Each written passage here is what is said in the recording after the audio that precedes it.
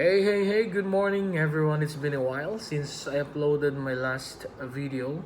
So, medyo na busy lang tayo from work and other personal matters. So for today, since it's holiday, I decided to make a reaction regarding the tension between Russia and Ukraine because Russia started to attack Ukraine recently, just yesterday, right? February 24. So we saw on the international news what's happening, what's going on. But did you ever wonder what is the real root cause of all these tensions between the two countries? This is just my personal opinion and analysis. Let's try to fact check.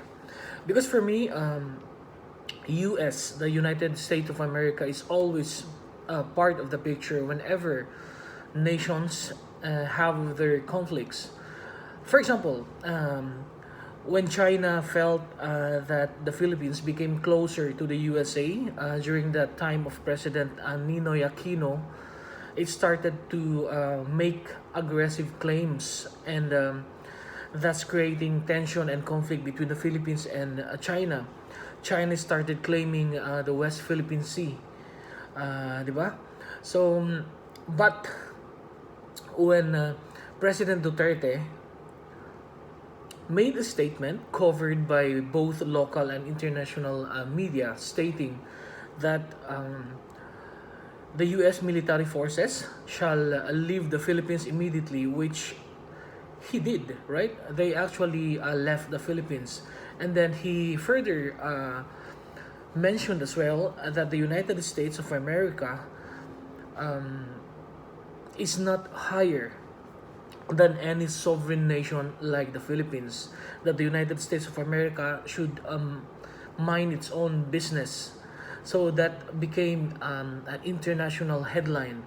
And after that, after some months, we felt that the tension between China and the Philippines over the claim towards the West Philippine Sea suddenly subside, di ba? Pero nag-slow down yung aggressiveness ng China over the West Philippine Sea after those statements made by President Duterte. And for now, let's talk about the current situation between Russia and Ukraine. When both Russia and Ukraine attained their independence after the collapse of the Soviet Union in 1991, actually these two countries are in good political and economic relationships.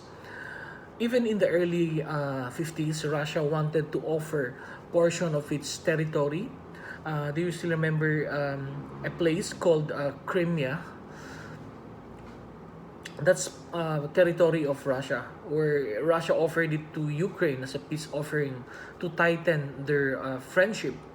However, recently, this year 2022 or even 2021, USA already started to ship or importing firearms and weapons to Ukraine. Even though Ukraine is not yet an official member of the NATO or the North Atlantic Treaty Organization, this is an intergovernmental military alliance between 28 European countries and two North American countries. So with more than 500 military personnel. So ganito kalakas yung NATO. Pinagsama-sama yung military force ng different countries from Europe and America. So USA really wanted Ukraine to become part of NATO, which is against the wants or whims of Russia. Si Russia keeps on discouraging Ukraine not to join sa NATO.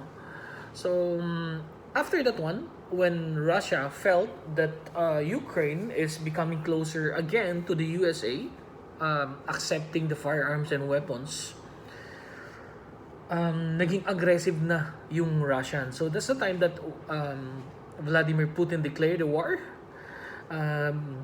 against Ukraine. So nagsimula na ng kinakatakutan natin. So apart from that, NATO, of course, we all know that Ukraine is also a country which is rich in natural resources. particularly yung lithium mineral. This is very important for the creation of batteries. So yan, both Russia and USA have their own agenda sa Ukraine. But this is just my personal opinion or observation that whenever a nation will have conflict between the other nation, especially the neighboring countries, you will always see USA in the picture. Even the conflict between Pakistan and India, USA is also there, right? So I don't know. It's just my observation. I hope I'm not wrong, but no one of us wanted war. We all want peace. So let's spread peace and love, not hate and war. So for the USA government, I hope you are playing fair with your dealings to all nations. And I agree with what President Duterte mentioned, that you are not sovereign. You are equal to any other nation, sovereign nation, whether it's an Asian nation, African nation, European nation, American nation, or whatever nation it is. Nations are equally sovereign. You are not superior than any nation. So thank you and stay safe, everyone, especially those in Ukraine. If you're watching, keep safe. Let's pray for Ukraine and Russia, that those leaders shall have a second thought, that they will think of the people, because who will be affected when the war will be escalated, and the conflict will be escalated? Of course, the common citizens, and we don't want that. And we also have overseas Filipino workers in Ukraine and Russia. So ayaw nating pati sila madamay sa hidwaang ito. So thank you and God bless. Bye-bye.